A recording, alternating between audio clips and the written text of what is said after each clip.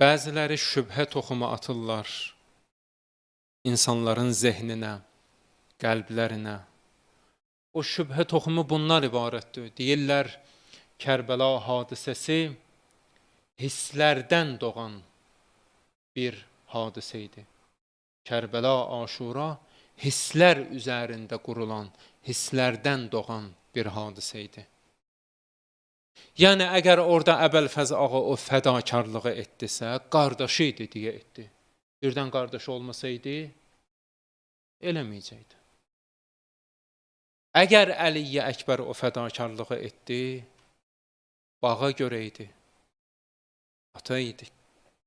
Həzrəti Zeynəb salamullah əleyha etdisə, qardaşı idi deyə, qardaş bacı idi deyə, bu cür şübhə toxumları səpirlər. O gün də bir ötəri işarə etdik. Xanım Zəhra salamullah əleyhanın Əli ibn Əbi Talib əleyhissalamın vilayəti qəsb olunduğu zaman onun himayəsinə və müdafiəsinə qalxması. O gün dedik ki, bu hisslər əsasında olan bir müdafiə döyürdü. Xanım Zəhra salamullah əleyha əridir deyə ərinin haqqını müdafiə eləmirdi.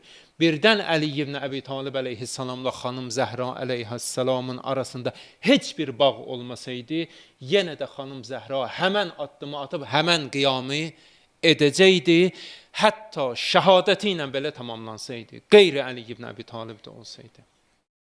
Bəs Kərbəla hisslər üzərində qurulan bir hadisə deyil, hisslərdən doğmayıb.